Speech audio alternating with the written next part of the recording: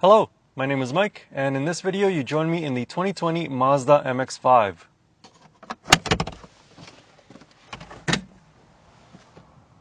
And you also join me in the 2020 Mazda MX-5 RF.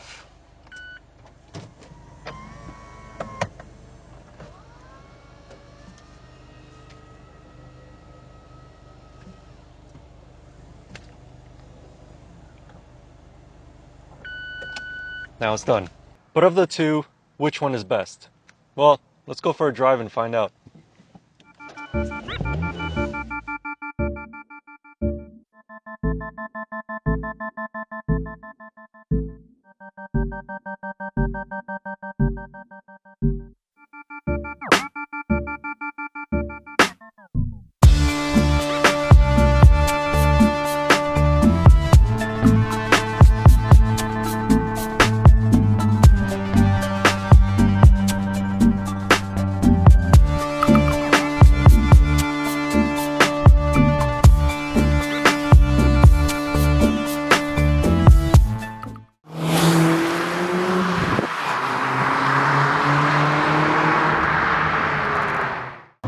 Under the hood is a 2-liter naturally aspirated 4-cylinder that produces 181 horsepower and 151 pound-feet of torque.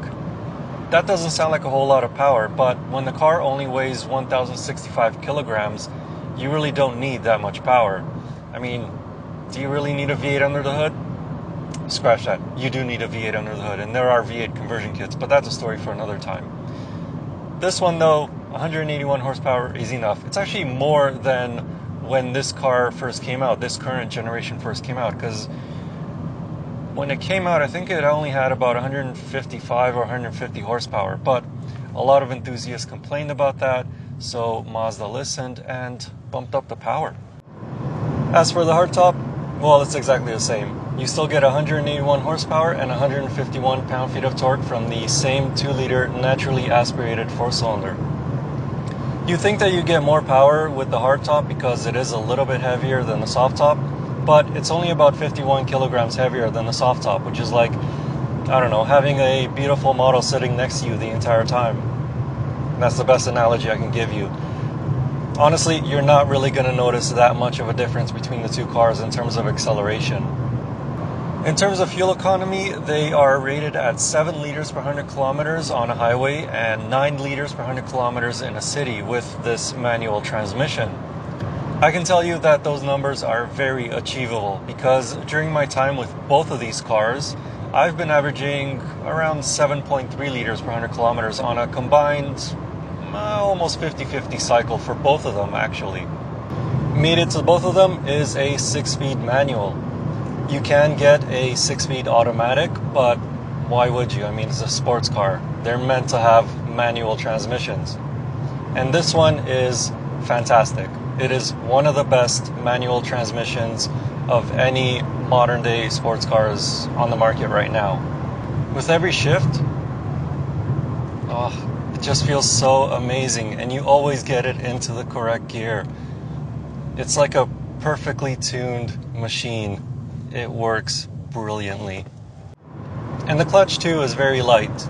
It has a very good bite point, so you know exactly where the clutch engages, and you can put your foot on it in everyday traffic and not get tired at all. But if you want to know how a sports car should feel and go around corners, then these are the cars to drive. Steering is very precise and very quick to respond to driver inputs. It provides excellent feedback as to what the front tires are doing. There is a bit more body roll in the soft top than the hard top due to the RF receiving Bilstein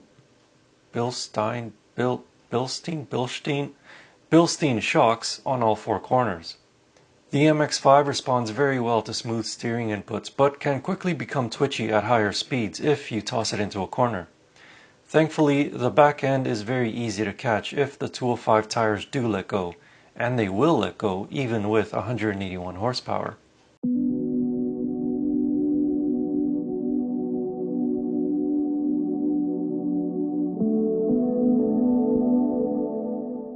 While these are sports cars, they are very livable on a day-to-day basis. Yes, the RF's ride is a tiny bit stiffer due to the Bilstein shocks, but only over big potholes or really rough roads that it becomes unbearable. Over 95% of roads or highways, both cars are comfortable.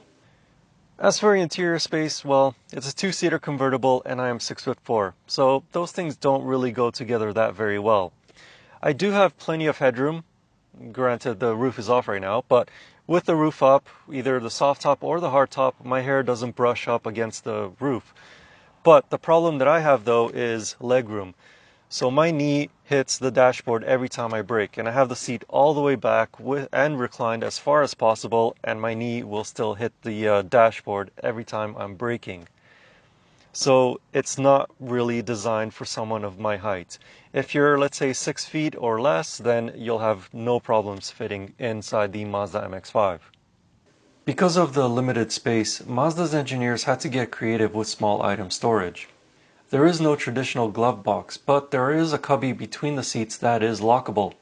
There is also a tiny amount of storage underneath this center armrest for coins, and the cup holders are interchangeable with two positioned between the seats and one next to the passenger's knee. Trunk space is not too bad for a convertible, with the soft top offering 130 liters of cargo, while the RF hardtop is only 3 liters smaller at 127 liters of cargo. As for noise in the MX-5, well, obviously the soft top is going to be the louder of the two. There's a whole lot of wind and road noise coming from this area, for obvious reasons.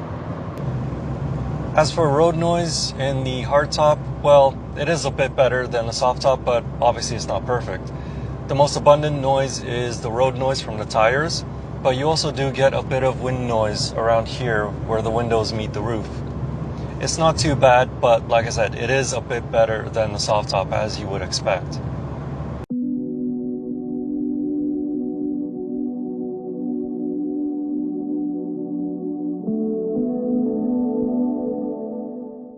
The biggest gadget on the Mazda MX-5 RF is the metal folding roof. The top can go up or down in 13 seconds and up to a speed of 10 kilometers an hour. It's just one toggle of a button to raise it or lower it, so anyone can do it. But compared to the MX-5 soft top, which is a manual operating top and can be taken up or down in about 5 seconds, 13 seconds for the RF feels like an eternity. Also, 10 kilometers an hour is painfully slow. Try it the next time you're driving. It's a lot slower than you think. But apart from the hard or soft tops, the 2020 Mazda MX-5 and MX-5 RF come well equipped with standard features such as heated seats, Apple CarPlay and Android Auto connectivity, forward collision alert, lane departure warning, push button start, keyless entry and exit, and LED headlights. As for the blind zone on this side, it's not so bad because every time I turn my head, I'm pretty much looking through the back window to see my blind zone. But as for this side, well, it does have a much bigger blind zone. Thankfully, there are side blind zone sensors, which are a standard feature. As for styling, well, over the decades, the Mazda MX-5 has earned a reputation as being a car for only women due to its small and cute looks. With this fourth generation, Mazda tried to make it a bit more masculine with angry-looking headlights and sharp lines in the front bumper. The sides and rear though have smoother flowing lines, with the rear taillights mimicking the center-mounted air vents on the inside. Overall, I like the design, and to me, it doesn't look like it's a girl's car. I'd be happy to drive it all day with the top down, if I can fit in it. So, of the two, which one is best? Well, it's a case of eeny, meeny, miny, moe, because they're both amazing to drive. But there are a couple of differences though, and I'm not just talking about the roofs, although that is the biggest difference. This one starts at $40,000 Canadian, whereas this one starts at $33,000 Canadian.